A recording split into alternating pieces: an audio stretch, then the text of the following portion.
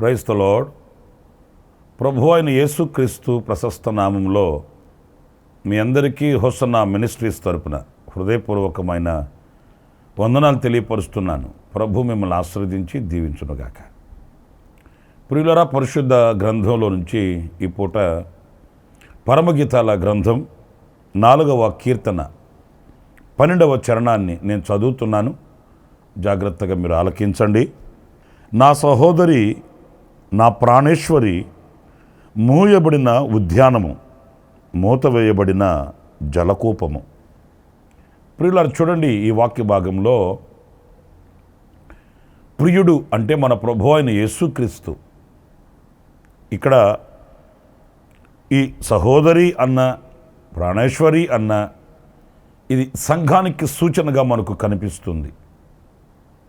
ఇక్కడ ఒక సమూహము ఆయన ప్రియ భార్యకు సూచనగా ఉన్న ఒక సంఘం మనకు ప్రత్యక్షమవుతుంది. ప్రియుడు సంఘాన్ని గూర్చి ఆయన సంతోషదాయకంగా అభినందిస్తున్నటువంటి ఒక చక్కటి మాటలు, ఆ సంఘం ఏమై ఉన్నది అని వివరిస్తున్నటువంటి అమూల్యమైన వాక్కులు ఇప్పుడు మనం చదివాము. ఇందులో ప్రత్యేకంగా మనం ధ్యానించుకొనవలసింది ఏంటి అనంటే, ఆయన సంఘం లేక ప్రాణేశ్వరి అంటున్నాడు, ప్రియురాలు అంటున్నాడు, సహోదరి అంటున్నాడు. ఆయన పిలిచే ఈ సంఘం ఎలా ఉంది, ఏమై ఉంది అనేది గుర్తిస్తే మూయబడిన ఉద్యానము అని, మూతవేయబడిన జలకూపము అని ఆయన ఆ సంఘాన్ని పరిచయం చేస్తున్నాడు. అంటే సంఘము అనేది ఒక మూత వేయబడినది, మూయబడినది. సంఘము అనంటే అది కప్పబడి ఉండాలి అనేది ఇక్కడ ఈ వాక్యం మనకు నేర్పుతున్న ఒక పాఠం. సంఘం అంటే ఏంటి? గోడలు, మిద్దెలు, లేక సంఘంలో ఉన్న పరికరాలు, ఇన్స్ట్రుమెంట్స్ ఇవా కాదు. మనమే సంఘం. అంటే మనం ఎలా ఉండాలని ఆయన కోరుకుంటున్నాడు, ఆ సంఘాన్ని ఎలా ఆయన పరిచయం చేస్తున్నాడు అంటే, మనము మూయబడినటువంటి అనుభవం కలిగిన వారమై ఉండాలి, మూత వేయబడిన అనుభవం కలిగి ఉండాలి. ప్రియులారా, జలకూపానికి మూత వేయబడి ఉందంట. అసలు మూత అనేది ఎందుకు వేస్తారు, ఎందుకు పెడతారు? ఒకటి, ఆ మూత వేసినప్పుడు అపవిత్రమైన ఏవి కూడా అందులోకి వెళ్ళకూడదు కూడాను.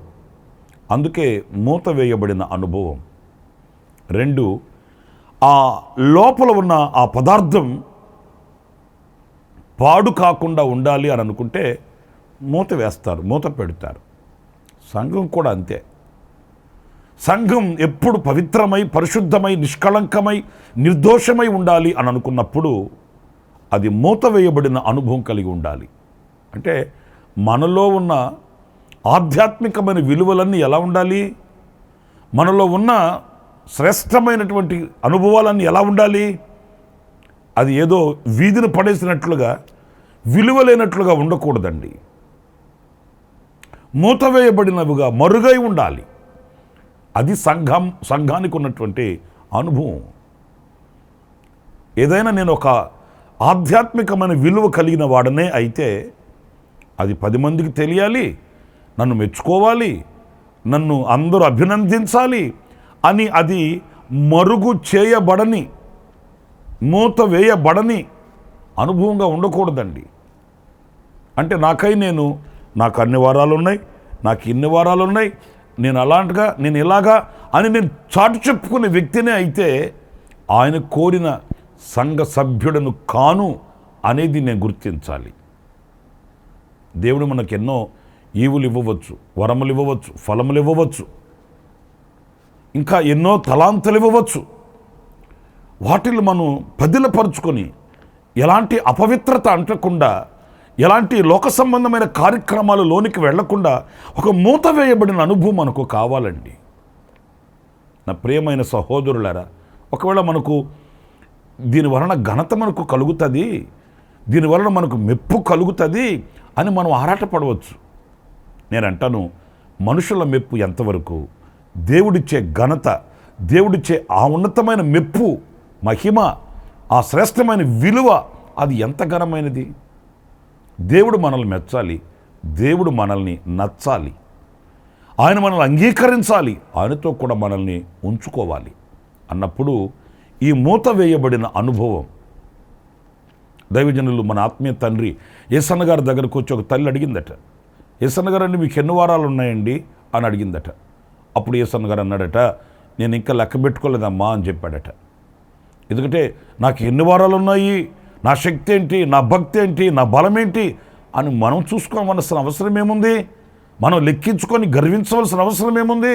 నాకు అన్ని వారాలు ఉన్నాయి, నేను అంత ఘనమైన వాడిని, ఇంత గొప్పవాడిని మనకై మనం చెప్పుకోవాల్సిన అవసరం ఏముంది? మనం మరుగై ఉన్నప్పుడు, మనం మూత వేయబడిన అనుభవంలో ఉన్నప్పుడు మనలో ఉన్న శ్రేష్టమైనవి కాపాడబడతాయి. అవి ప్రభు రాకడ వరకు మనల్ని నడిపిస్తాయి. కనుక నా ప్రియ సహోదరులారా, ఈ మూత వేయబడిన అనుభవం మనం కలిగి ఉండాలని సత్యవాక్యం సెలవిస్తుంది.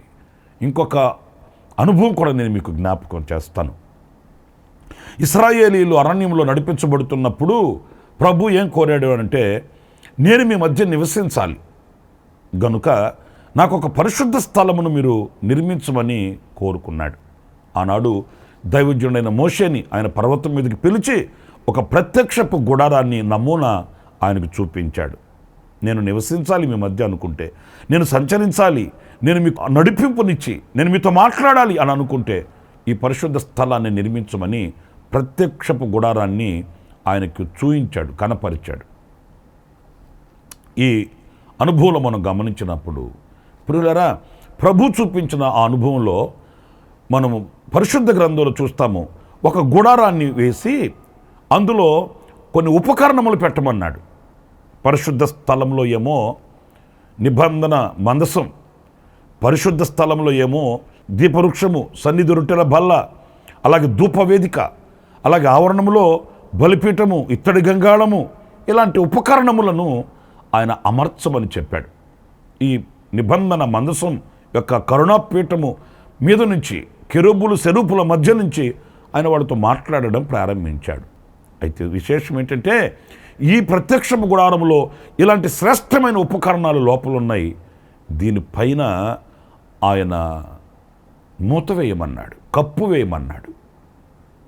వాళ్ళేమి పర్మనెంట్ సెటప్ ఏం కాదు కదా, పర్మనెంట్గా అక్కడే ఉండిపోయేది ఏం కాదు కదా. మేఘం బయలుదేరితే మళ్ళీ బయలుదేరాలి. ఒకరోజు ఉంటుందో, 2 రోజులు ఉంటుందో, వారం రోజులు ఉంటుందో మేఘం తెలియదు. ఆ మేఘం ఉన్నంత వరకు వాళ్ళు అక్కడే ఉండాలి, ఆ తర్వాత బయలుదేరాలి. మరి అంత మాత్రానికి మరలా కప్పు వేసి దాన్ని బిగించి, కానీ దీని ఆత్మీయ అర్థాన్ని మనం గమనించినప్పుడు ఈ ప్రత్యక్షపు గుడారంలో మంచి శ్రేష్టమైన ఉపకరణాలు ఉన్నాయి. ఇవన్నీ పాడు కాకుండా ఉండాలంటే, దుమ్ము ధూళి దాని మీద పడకుండా అవి పవిత్రంగా ఉండాలంటే ఈ ప్రత్యక్షపు గుడారానికి కప్పు వేయాలి. 4 విధాలైన చర్మాలతో ఆయన దానికి కప్పు వేయించాడు. ఎందుకని? 2 విషయాలు మనం గమనించాలి. ఒకటి, ఈ లోక సంబంధమైన దుమ్ము ధూళి మట్టి మశానం లోపలికి వెళ్లకుండా అవి పవిత్రంగా ఉండేటట్లు మూత వేయబడాలి.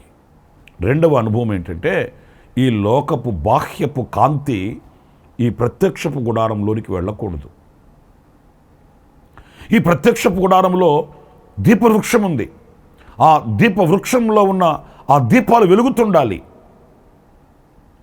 ఆ దీపపు కాంతి మాత్రమే లోపల ఉండాలి. కానీ ఈ బాహ్యపు కాంతి లోపలికి వెళ్ళకూడదు. సంఘము అంటే ఒక ప్రత్యక్షపు గుడారం, దేవుడు ప్రత్యక్షమయ్యే గుడారం. ఈ దేవుడు ప్రత్యక్షమయ్యే ఈ గుడారంలోనికి ఈ బాహ్యపు కాంతి వెళ్ళకూడదండి. ఈ లోకపు ఆచారాలు వెళ్ళకూడదండి. ఈ లోక సంబంధమైన కార్యకలాపాలు అందులో చోటు చేసుకోకూడదండి. అది దీపవృక్షం వెలుగుతున్నందువలన ఆ దీపవృక్షపు కాంతిలో పరిచర్య కొనసాగాలే కానీ లోకపు బాహ్యపు కాంతి కానీ ఈ దుమ్ము ధూళి మట్టి మశానం కానీ అందులోకి వెళ్ళకూడదు. ప్రియ సహోదరులారా, అంత పదిలంగా అంత పరిశుద్ధంగా ఉన్నదే సంఘం. ఎక్కడైనా లోకపు కార్యక్రమాలు సంఘంలోకి వెళ్ళయ్యానంటే మనం ఇట్టే గుర్తుపట్టాలి. ఓ, దీనికి కప్పు లేదు, దీనికి మూత లేదు, దీనికి నిబంధనలు లేవు, నియమము లేదు, జాగ్రత్త పడాలని మనం వెంటనే వివేచించాలి. నా ప్రియ సహోదరులారా, ఎంత శ్రేష్టమైనవైనా, ఎంత రమ్యమైనవైనా, ఎంత ఘనమైనవైనప్పటికీ కప్పు వేయకపోతే, మూత వేయకపోతే పాడైపోతాయండి. మనం అన్ని శ్రేష్టమైనటువంటి కృపలను పొందుకునే వారమైన మూత వేయబడిన అనుభవంలో మనం లేకపోతే, కప్పు వేయబడిన అనుభవంలో మనం లేకపోతే ఏనాటికైనా ప్రమాదమేనండి. మనం బహు జాగ్రత్త పడాలి. మనకై మనం అణిగి మణిగి, మనకై మనము ఆయన బలిష్టమైన చేతి క్రింద దీన మనస్కులై మనం మరుగై ఉండడం చాలా ఉత్తమము. ఆయన చేతితో మనం హెచ్చించబడతాము, ఆయన ద్వారా మనం ఘనపరచబడతాము, ఆయన ద్వారా ఉన్నత స్థితికి మనం రాగలుగుతాము. ఇంకొక చిన్న మాట కూడా, మత్తయి సువార్త 6వ అధ్యాయం 6వ వాక్యం మనం గమనించినప్పుడు, నీవు ప్రార్థన చేయనప్పుడు నీ గదిలోనికి వెళ్ళి తలుపు వేసి రహస్యమందున్న నీ తండ్రికి ప్రార్థన చేయము. అప్పుడు రహస్యమందు చూచు నీ తండ్రి నీకు ప్రతిఫలం ఇచ్చును. ప్రియులారా, చూడండి వాక్య భాగంలో తలుపు వేసి ప్రార్థన చేయాలట. ఏదైనా అక్కర ఉన్నప్పుడు, అవసరం ఉన్నప్పుడు మాత్రమే కాదు, మనం ప్రతినిత్యము దేవునితో ఒక అనుబంధం కలిగిన వారమై ఉండాలండి. దేవునితో సహవాసం కలిగిన వారమై ఉండాలండి. ఎలా ఈ సహవాసం అంటే ప్రార్థన ద్వారా ఆయనతో మాట్లాడడం, వాక్యం చదవడం ద్వారా ఆయన మనతో మాట్లాడడం. ప్రియులారా, ఈ రెండు అనుభవాలు మనకు ఉండాలి. మనం ప్రార్థన చేస్తే మనం ప్రభుతో మాట్లాడినట్లు, వాక్యాన్ని చదివి ధ్యానిస్తే ప్రభు మనతో మాట్లాడినట్లు. ఈ రెండు అనుభవాల వలన మనం దేవుడితో సహవాసం చేసిన వారం అవుతాము. ప్రార్థించడం అంటే ఏదో బట్టి పెట్టుకున్న 4 ముక్కలు అవే చెప్పుకోవడం కాదు. మన హృదయ భావనని ప్రభుతో చెప్పుకోవడం, మన హృదయ స్పందనని ప్రభుకు వివరించడం, ఆయన ఆలోచన మనం తీసుకోవడం. ఈ ప్రార్థన మనం చేసేటప్పుడు వేషధారుల వలె కాకుండా మనం గదిలోనికి వెళ్ళి తలుపు వేసి, అంటే మనం ప్రార్థన చేస్తున్నది, మనం ప్రభుత్వం ముచ్చటించుకుంటున్నది మన ప్రచారం కొరకు కాదండి. ప్రచారం కొరకు కాదు. నేను అన్ని గంటలు ప్రార్థన చేస్తాను, నేను ఇన్ని గంటలు ప్రార్థన చేస్తాను, నేను ప్రార్థన చేస్తే అది జరుగుతుంది ఇది జరుగుతుందని ప్రచారం కొరకు మాత్రమే కాదు. ఇంకొక మాట కూడా నేను మీకు జ్ఞాపకం చేయాలి.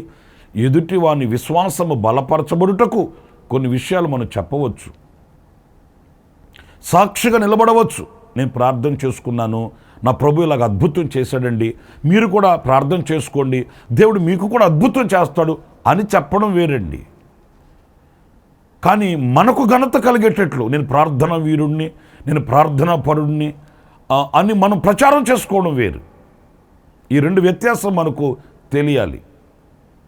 ఇప్పుడు నేను నా సాక్ష్యం చెప్తే ఈ ఎదుటి వ్యక్తి బలపరచబడతాడు, విశ్వాసమందు స్థిరపరచబడతాడు, అతడు కూడా ప్రభువు దగ్గర మేలులు పొందుతాడని గనక అనుకుంటే సాక్ష్య రూపంలో చెప్పవచ్చు వినయంతో, అది తప్పేమి కాదు. అలా కాకుండా కొంతమంది చెప్తుంటారు కదండి, నేను 40 రోజులు ఉపవాస ప్రార్థన ఉన్నాను, నేను మోకరిస్తే అట్లాగే ఏదో చెప్తుంటారులేండి. ఎంతకీ వాళ్ళ ఘనత కొరకు చెప్తుంటారు. అలా కాదు. మనం గదిలోనికి వెళ్ళి రహస్యమందు చూచుచున్న దేవునికి మనం తలుపు వేయబడిన వారమై, మరుగు చేయబడిన వారమై మనం ప్రార్థన చేయాలి. నేను చిన్న మాట చెప్తాను. దేవుడు మోషేతో మాట్లాడాలనుకున్నప్పుడు మోషేని పర్వతం మీదకి ఎందుకు రమ్మన్నట్టు? ఇప్పుడు సమాజము మధ్య మోషేతో ప్రభు మాట్లాడుంటే ఈ సమాజం అంతా కూడా భయపడి ఉండేవాళ్ళు కదా, ఆ సమాజం అంతా వినుండేవాళ్ళు కదా. కాదు, కొండ ఎక్కి రమ్మన్నాడు.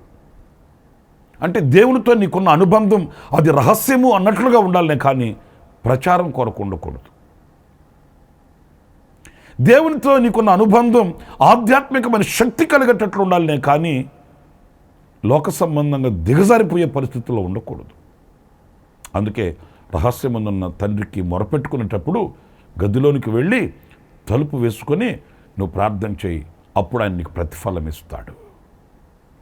నా ప్రియమైన సహోదరులారా, ఇలాంటి అనుభవాలను మనం నేర్చుకోవాలి. ఎందుకంటే మనం ఆయన సంఘం, ఆయన సంఘంలో మన సభ్యులం, ఆయన శరీరంలో మనం ఉన్నాము అన్నప్పుడు ఆయన ఆ సంఘాన్ని ఎలా పరిచయం చేస్తున్నాడు చూడు. నా సహోదరి ప్రాణేశ్వరి మూయబడిన ఉద్యానము. ఒక ఉద్యానం వనం ఉందనుకోండి, దానికి గేట్లు లేకపోతే మూత లేకపోతే ఎవరంటే వాళ్ళు వెళ్తారు, ఆ విలువైన వాటిని విలువ లేని వాటిలుగా చేసేస్తారు, పాడు చేసేస్తారు. వనమంతా కుక్కలు వెళ్తాయి, జంతువులు వెళ్తాయి, మృగాలు వెళ్తాయి, పాడు చేసేస్తాయి. మూయబడిన ఉద్యానము, మూత వేయబడిన జలకూపము. అలాంటి అనుభవాలు మనం కలిగి ఉండాలి. ఆ రీతిగా ప్రభు కృప చూపుగాక. తలలు వంచండి, ప్రార్థన చేసుకుందాం. కృపా సత్య సంపూర్ణుడ జీవాధిపతి అయిన ప్రభువా మీకు వందనాలు. నైనా మీ సంఘమై మేము ఎలా ఉండాలనో మీ లేఖనాలలోంచి కొన్ని విషయాలు ధ్యానించుకుంటూ వచ్చాము. ఆ రీతిగా మేము మూయబడిన వారమై, మరుగు చేయబడిన వారమై, నైనా కప్పు వేయబడిన వారమై మేము నీకు ప్రీతికరముగా ఉండటకు సహాయం చేయండి. మీ పాద పద్మానికి నన్ను మమ్మల్ని అప్పగించుకుంటూ మీరు వచ్చు పర్యంతరం మేము ఈ రీతిగా మీ బలిష్టమైన చేతి క్రింద అణిగిమణిగి ఉండడానికి కృపను అనుగ్రహించి నడిపించమని మమ్మల్ని మీకు అప్పగించుకుంటూ యేసు నామములో ప్రార్థించి వేడుకొనుచున్నాను తండ్రి. ఆమేన్, ఆమేన్. ప్రభు మిమ్మల్ని ఆశీర్వదించి దీవించునుగాక. విశేషమైన కృప నా దేవుడు ఈ దినమంతా సమృద్ధిగా మీకు అనుగ్రహించునుగాక. ఆమేన్. ప్రతి దినము ఈ అనుదిన కృపాను సందేశాల కొరకు ఇంకా మరిన్ని ఆత్మ సంబంధమైన సందేశాల కొరకు ఈ మా యూట్యూబ్ ఛానల్ ని సబ్స్క్రైబ్ చేసుకోండి. Pastor Ramesh, Kosanna ministries.